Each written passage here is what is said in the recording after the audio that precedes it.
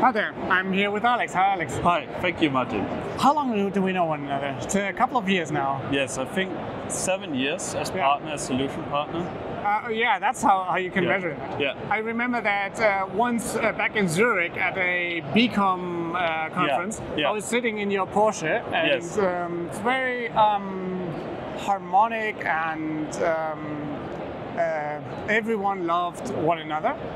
Today, the Atlassian ecosystem has changed a little, way more competitive, more, I don't know, price intensive and other things. How do you perceive that?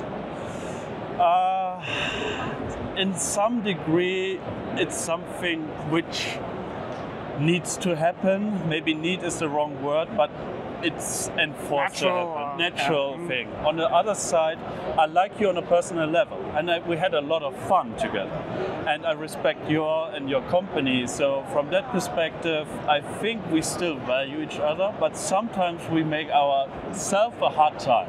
And I think it's natural, but still our ecosystem is kind of unique because we are still in this video format right now.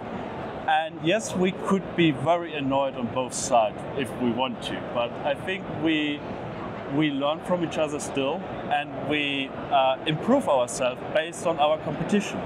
And if we respect ourselves also in the future, I think we will win on both sides.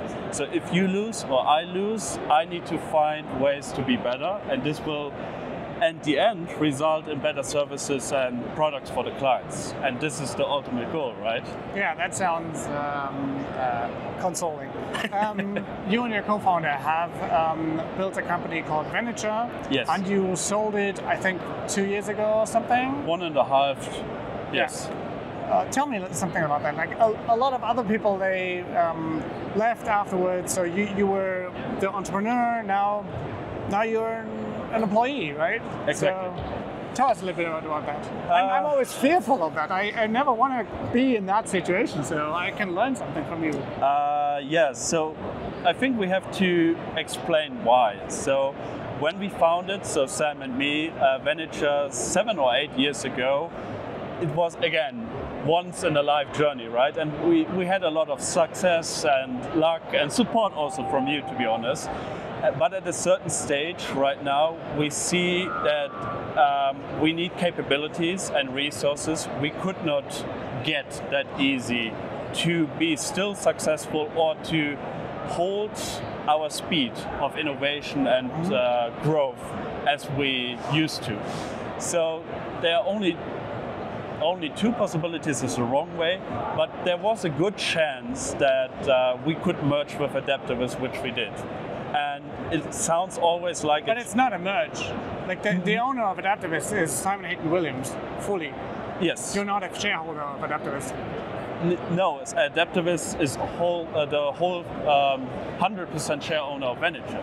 Nevertheless, I'm still in the company, and I still can follow my passion, do Atlassian stuff. Yeah, and at the end, I was just confused by you saying merge because for me it feels more like a merge because it was a decision I forced to.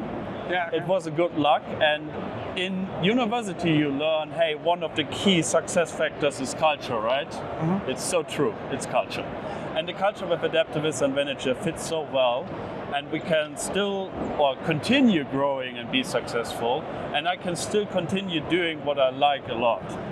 Be in the Atlassian ecosystem, help our clients build innovative solutions. And this on a great or bigger scale, which is good. So yes, in the ecosystems you have seen a lot of mergers, buyouts, you have seen a lot of shareholders or ex-CEOs which stepped out or worked 1 or 2 years with the company and then stepped out and founded the company again. I don't think that this path will happen to me because I said to Simon, look Simon, I have one issue. I'm young. So whatever decision I do, I need to live the whole life with it. So, and I like what I do. So if it would not work out, it would not good for me. So I like it, I'm happy, and it will be great in the next years. Okay, cool. Tell us something about Droil. Droil is still the best diagram tool in the marketplace. Nevertheless, there is now competition with whiteboards, but it's in a different area, right? Yeah. Okay. So if you look at, I was very curious about what's the still, but yeah, okay. I think whiteboards is more targeting Miro, so collaborative brainstorming, let's say it this way. And I have the feeling, at least, I'm not sure how you position and target it, but Draw.io is more the diagramming, visualization tool, where Whiteboard has a lot of missing functionalities. Has your Draw.io usage that you had in the past changed since Confluence Whiteboards came out? Partially, yes, but I think it's not, and I think you see it better in the numbers, it's still a tool people don't know. So Whiteboard is existing in cloud only, right? And a lot of customers are still on data center or on-premise in general, so they don't have whiteboards at all. And I think Whiteboards was public since 6 months or out of beta 3 months ago. So it's still a recent tool, and I don't think that right now you can tell how the market reacts. It's something new which you can try out, but there are no real experiences in the market yet. There's no demo, there's no good demos of customer success stories or anything in this direction. So I think it's still a thing where history or time will tell how it evolves. Okay. If a small marketplace vendor would want to get hold of you or one of your colleagues or sell apps through Adaptavist, what can you give them as a tip? How do they do that? I think I have an uncommon opinion on that. So obviously it's always good to have the highest person within a company to throw attention on something, right?